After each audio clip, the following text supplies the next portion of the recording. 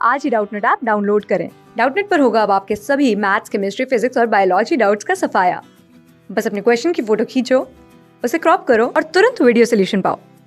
Download now. Good morning students. तुम्हारा आज का क्वेश्चन है how are electromagnetic waves produced. ठीक है, कि इलेक्ट्रोमैग्नेटिक वेव्स प्रोड्यूस कैसे होती हैं। तो पहले तो इसको देख लेते हैं कि हमें पता है इलेक्ट्रोमैग्नेटिक वेव जैसा इसके नाम में बोला है इलेक्ट्रिक और मैग्नेटिक फील्ड्स के वाइब्रेशन से बनती हैं। ठीक है, तो मुझे इसको बनाने के लिए एक एक्सलरेटिंग चार्ज की ज़रूरत होती है। Accelerating charge. ओके, अगर मेरे पास कोई ऐसा चार्ज है जो एक्सेलरेट कर रहा है तो उससे मैं इलेक्ट्रोमैग्नेटिक वेव प्रोड्यूस कर सकता हूँ। तो देखो कैसे। बेसिकली मान लो एक चार्ज जो है आगे भाग रहा है, तो फ्लो ऑफ चार्जेस के कारण क्या बनता है, करंट बनता है। बोल सकते हो कि इसमें करंट फ्लो कर रहा है, और अगर करंट फ्लो करता है तो हमें पता है कि उसके कारण उसके चारों ओर एक मैग्नेटिक फील्ड बन जाती है। पर ध्यान रखना, अभी सिर्फ एक मैग्नेटिक फील्ड बनी है जब तक चार्ज नॉर्मली फ्लो कर रहा है। इलेक्ट्रिक फील्ड अभी नहीं बनी। तो अब हम इलेक्ट्रिक फील्ड भी बनाना चाहेंगे। तो इलेक्ट्रिक फील्ड बनाने के लिए मुझे क्या करना पड़ेगा, ध्यान से सोचना।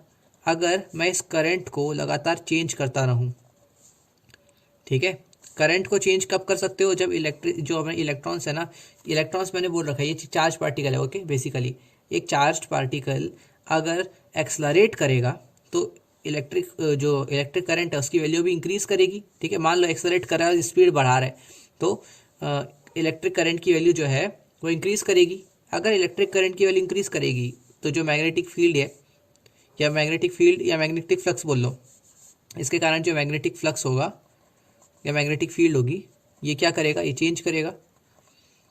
और हम लोग ये जानते हैं कि जो चेंज इन मैग्नेटिक फील्ड है इससे इलेक्ट्रिक फील्ड का प्रोडक्शन स्टार्ट हो जाता है। तो बेसिकली मैंने मैग्नेटिक फील्ड तो प्रोड्यूस कर ही ली थी, पर अब मैं करंट को बढ़ा रहा हूँ जिससे मैग्नेटिक फील्ड बन रही है। मैग्नेटिक फील्ड जो बढ़ रही है इसमें चेंज आ रहा है, इसका मतलब करंट भी प्रोड्यूस होगा। मैग्नेटिक फील्ड के चेंजेस से करंट प्रोड्यूस हो जाता है। करंट नहीं, इलेक्ट्रिक फील्ड, मतलब मुझसे गलत निकल गया। ओके, तो हो क्या रहा है, चार्ज एक्सलरेट कर रहा है, उससे इलेक्ट्रिक करंट जो है वो बन रहा है, लेकिन इलेक्ट्रिक करंट भी चेंज करेगा, इसीलिए जो उससे मैग्नेटिक फील्ड बन रही है वो चेंज करती रहेगी। और अगर मैग्नेटिक फील्ड का चेंज आता है तो उससे इलेक्ट्रिक फील्ड जनरेट हो जाती है, और इस तरीके से हमारा इलेक्ट्रोमैग्नेटिक वेव प्रोड्यूस हो जाती है। अब B part, how do you convince yourself that electromagnetic waves carry energy and momentum. तो देखो, जो इलेक्ट्रोमैग्नेटिक वेव्स होती है ना, ये जिन पार्टिकल से मिलके बनती हैं ऐसा माना जाता है, मतलब उन्हें बोलते हैं फोटॉन्स। ठीक है, तो ये जो फोटॉन्स हैं ये क्या होते हैं, ये पैकेट्स ऑफ एनर्जी होते हैं, एनर्जी पैकेट्स। इनके अंदर एनर्जी होती है और इसकी वैल्यू कितनी होती है, ई जो एनर्जी होती है hc/लैम्डा के बराबर। इसका मतलब हमारे पास hc/लैम्डा की जितनी एनर्जी इस इलेक्ट्रोमैग्नेटिक वेव में होती है। ठीक है, प्लस जो फोटॉन्स हैं इनके पास एक मोमेंटम भी होता है। ठीक है, तो अगर फोटॉन्स के पास मोमेंटम है तो उसका मतलब इलेक्ट्रोमैग्नेटिक वेव्स के पास भी मोमेंटम तो हो गई। तो इस तरीके से हम खुद को कन्विंस कर सकते हैं कि इसमें एनर्जी और मोमेंटम दोनों होगा। मोमेंटम के बारे में थोड़ा सा और देख लेते हैं कि जो एनर्जी हमें दे रखी है, मोमेंटम जो होता है किसी भी वेव में, जो उसका मोमेंटम होता है वो E/λ से भी गिवन होता है।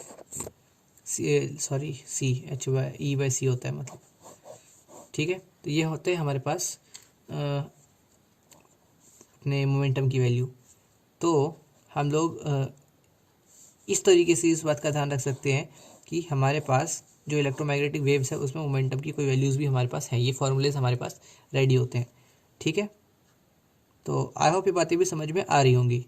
ठीक है, और वैसे हम इसको इस तरीके से भी देख सकते हैं कि जो डी ब्रॉगली वेवलेंथ होती है, डी ब्रॉगली ने क्या बोला था, जो लैम्डा होता है वो h/mv के बराबर होता है कि नहीं।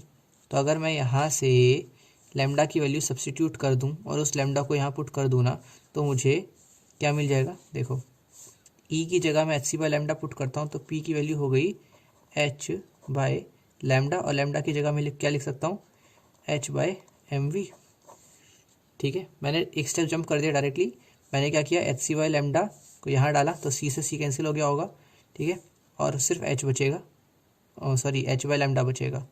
और जो h बाई लैम्डा है उस लैम्डा की जगह मैंने h by M V put कर दिया। ठीक है, मुझे पता है ये पार्टिकल नेचर के लिए होता, ये पार्टिकल वेव पार्टिकल डुअलिटी के कारण होता है। ठीक है, ये मैटर की वेव जो होती है उनके कारण होता है। बट मैं कंसिडर कर रहा हूँ कि अगर हमारे पास जो वेव्स हैं EM वेव्स, इनके पास भी अगर पार्टिकल नेचर होगा तो h by M V fit करके देखते हैं और देखो क्या होता है। यहाँ से मुझे p की वैल्यू mv के बराबर भी मिल जाती है।